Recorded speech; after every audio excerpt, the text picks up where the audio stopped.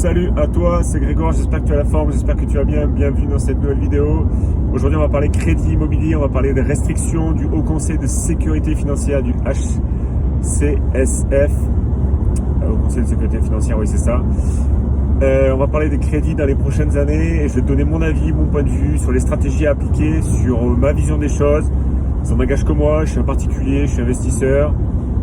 Voilà, je vais te donner un peu ma vision des choses sur ce qui est en train de se passer aujourd'hui et sur ce qui risque de se passer demain. Comme tu le sais, le Haut Conseil de sécurité financière a mis un grand holà sur les banques là depuis quelques mois.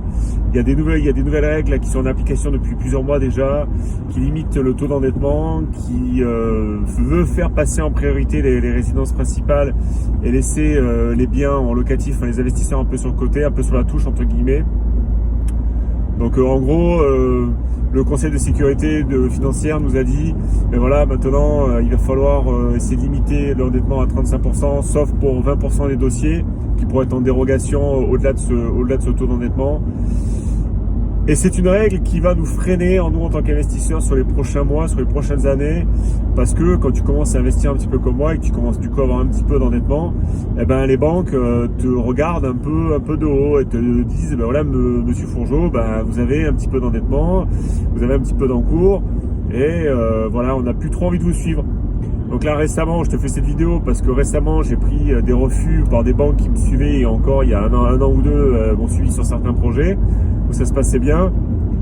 Et là aujourd'hui, elles refusent carrément même de passer par l'hypothèque. C'est-à-dire qu'en fait, le processus normal, si tu vas à la banque, ils présentent ton dossier à l'organisme de cautionnement, tu prends un refus, tu passes par l'hypothèque. Aujourd'hui, si l'organisme de cautionnement dit non, la banque dit non aussi. Enfin, en tout cas, moi, dans les banques que j'ai consultées. Il y a certaines banques qui ont même carrément refusé de rentrer les chiffres sur leur ordinateur parce que juste en regardant sur le récap, comme je t'ai montré dans une vidéo sur le dossier bancaire, elles voient que j'ai déjà un taux d'endettement qui est élevé et qu'elles se disent bah, ça va jamais passer de toute façon, donc on préfère d'office lui dire non. Voilà, comme ça, terminé. Donc le taux d'endettement devient vraiment un véritable frein. Ça devient vraiment très compliqué maintenant d'emprunter. Il va falloir systématiquement mettre de l'apport. Il va falloir chercher à se désendetter et c'est là où je veux en venir. C'est-à-dire que sur la stratégie que tu vas devoir adopter sur les prochaines années, à mon sens, c'est qu'il va falloir faire grossir la trésorerie au maximum du maximum. C'est-à-dire que au bout d'un moment, il va falloir essayer de se passer des banques. Alors tu vas me dire, mais Grégoire, comment on fait? Le levier de la dette, c'est quand même super puissant. On contracte un crédit immobilier, le locataire en bourse, on empoche le cash flow, on fait de la plus-value latente sur les... C'est génial, la vie est belle. Sauf que ça, à mon avis, mais ça se complique quand même de plus en plus, quoi. Les taux se resserrent quand même de plus en plus fort autour des investisseurs. Et je ne sais pas où tu en es dans ton parcours à l'heure où tu regarderas cette vidéo. Je ne sais pas quel est le montant de ton épargne. Je ne sais pas. Je n'ai pas les données je n'ai pas toutes ces données-là. Mais à mon avis, le locatif, il faut continuer, évidemment. Mais je pense qu'il vaut mieux faire passer en priorité des projets d'achat-revente. C'est-à-dire d'aller-retour sur la résidence principale. Si tu n'as pas ta résidence principale, de peut-être faire plusieurs allers-retours sur ta résidence principale pour dégager de la trésorerie, sans griller le capital évidemment. Je te vois venir, c'est pas pour acheter une jolie allemande avec pas mal de chevaux sous le capot. Et tu vas devoir faire aussi attention à ton taux d'endettement. Et moi, la stratégie que je vais adopter dans les prochains mois, c'est que je vais me concentrer sur l'achat-revente. En fait, on en parlera dans les prochains mois, dans les prochaines semaines. Là, je suis en train de finaliser une opération en locatif qui est passée juste parce que niveau endettement, je commence vraiment à être au taquet. Et du coup, les banques commencent à me mettre des bâtons dans les roues. Il faut que je mette un petit peu d'apport sur la table. On en reparlera. Je ferai une vidéo spécifique sur l'immeuble que je suis en train d'acheter actuellement. Mais c'est clair que sans cash, sans trésorerie, ça va être compliqué d'enchaîner, ça va être compliqué ça devient plus compliqué qu'avant, on peut plus enchaîner comme on le faisait avant. Et je pense qu'il va falloir arbitrer beaucoup plus régulièrement, il va falloir dégager la trésorerie beaucoup plus régulièrement. C'est-à-dire, voilà, moi je suis déjà en train de me poser la question avec ma femme, on est déjà en train de se dire, je pense qu'il y a certains biens qu'il va falloir qu'on revende, parce que va falloir qu'on dégage de la trésorerie pour pouvoir faire soit du marchand de biens, ou soit investir ailleurs. Mais le levier de la banque tel qu'on l'a connu les précédentes années, avec faire du 110% à tir larigot, mettre à peine 10% de frais, tout ça, je pense que dans les prochaines années, ça va être de plus en plus compliqué, ça va être de plus en plus difficile, et qu'il va vraiment falloir mettre de l'apport pour avancer, faire passer les projets. Et là, je crois que personnellement, je pense que le locatif, voilà, c'est si t'as déjà ta RP et que t'es déjà endetté à 35% ou à 33%, comme à l'époque, eh ben ça va être compliqué pour toi d'aller voir les banques et de faire du locatif parce qu'elles vont te mettre des bâtons dans les roues, elles vont te dire vous avez déjà l'endettement, on veut pas vous suivre.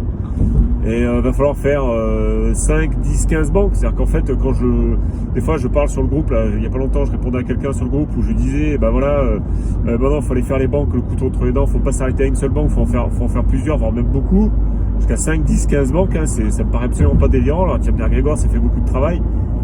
Mais à la fin, qu'est-ce que tu veux, tu vois, je veux dire, il y a des banques qui vont finir par te suivre. Il va falloir présenter le dossier, il va falloir trouver les bons banquiers. C'est-à-dire qu'il va falloir que tu fasses travailler ton réseau. Si tu fais pas partie de club d'investisseurs ou si tu fais pas partie de rencontres d'investisseurs, je te recommande chaudement de le faire. Nous, sur Bordeaux, on se rencontre assez régulièrement. On essaie de faire des repas.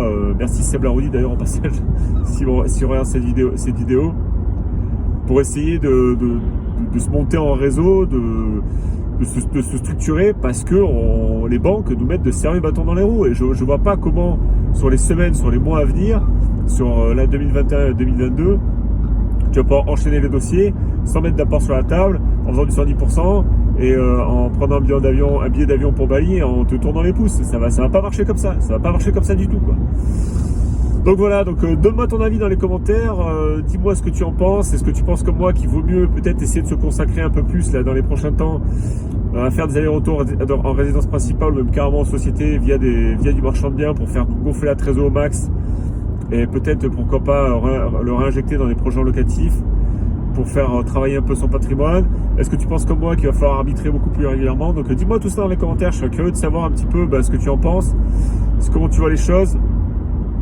Est-ce que tu es un peu désespéré par le Haut Conseil de sécurité financière qui essaie de freiner un peu nos ardeurs d'investisseurs parce qu'ils voient comme nous que les transactions, là on a encore pris je sais plus combien là, 5 à 10% de volume d'augmentation des transactions immobilières sur l'année, donc 10% en plus de transactions c'est beaucoup, hein. Donc c'est à dire que ça tourne à plein régime, l'immobilier tourne à plein régime. Tout le monde bosse, les agents immobiliers, les notaires, tout ça. Et je pense que le gouvernement se fait un peu dessus parce qu'ils ont peur qu'il y ait une bulle, ils ont peur qu'il y ait un enrayement, ils ont peur qu'il y ait des crises et ils veulent essayer à tout prix d'éviter ça. Mais de toute façon, tu sais, en France, gagner de l'argent, c'est un vieux serpent de mer.